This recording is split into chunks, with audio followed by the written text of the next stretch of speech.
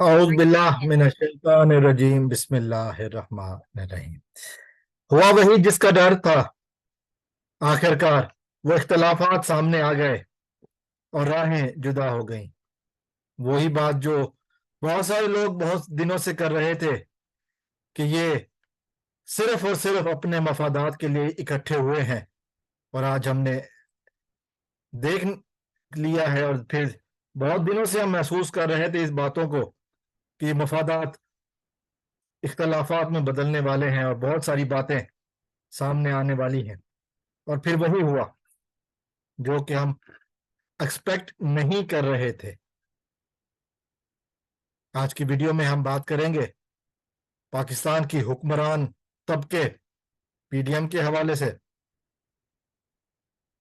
इससे पहले कि मैं वीडियो में आगे बढ़ूं, अगर आपने मेरा चैनल अभी तक सब्सक्राइब नहीं किया तो आपसे इल्तमास है मेरा चैनल सब्सक्राइब कर लें ताकि हमारा आपका रिश्ता आने वाली वीडियोस में कायम रहे। तो मैं बात कर रहा था पीडीएम की। पीडीएम के इख्तलाफात खुलकर सामने आ गए। 2 दिन पहले वजीर दाखिला राना सनाउल्लाह ने कहा था कि हम पंजाब की तमाम नशिस्तों पर इलेक्शन लड़ेंगे। मतलब इन्होंने ये इंदिया दिया था कि अब किसी के साथ भी सीट एडजस्टमेंट नहीं होगी। वो जो लोटा पार्टी इस्तेकाम पाकिस्तान के नाम से बनी है, वो 35 नशिस्तें मांग रही थी। पीपल पार्टी ने भी बहुत सारी नशिस्तें मांग रखी थी, लेकिन उन्होंने राना सनाउल्लाह ने कहा कि अब हम किसी के साथ सीट एडजस्टमेंट नहीं करेंगे, अलहदा से लड़ेंगे। और कुछ इसी तरह के ख्यालात का इजहार अब बिलावल भुट्टो जरदारी की तरफ से किया गया है। बिलावल जरदारी साहब ने कहा है कि जी वो सिंध और पंजाब में तमाम नशिस्तों पर उम्मीदवार खड़े करेंगे।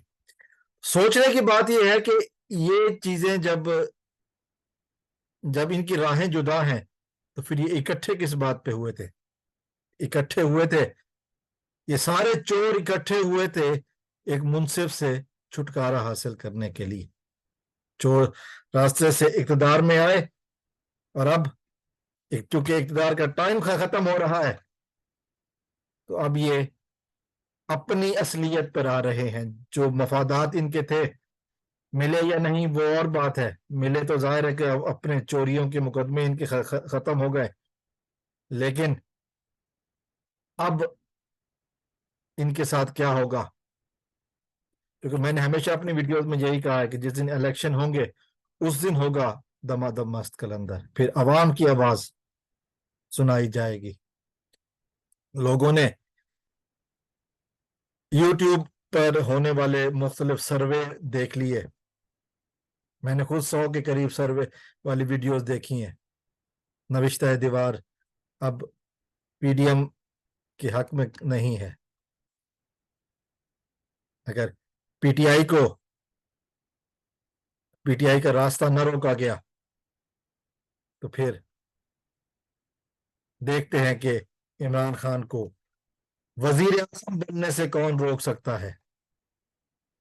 क्योंकि पीडीएम को तो बहुत सारी नशिस्तों पर उम्मीदवार ही नहीं मिलने उम्मीदवार ही नहीं मिलने क्योंकि अवाम कोई भी इनका चोरों का साथ देने के लिए तैयार नहीं है।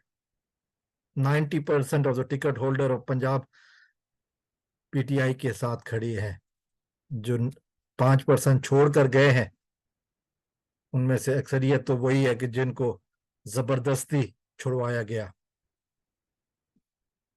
फिर हालात अवाम भूलने वाली नहीं है, क्योंकि पीटीआई ने और इमरान खान ने अवाम को शऊर दिया है कि कैसे इन लोगों से कैसे अपने हक के लिए बोला जाता है।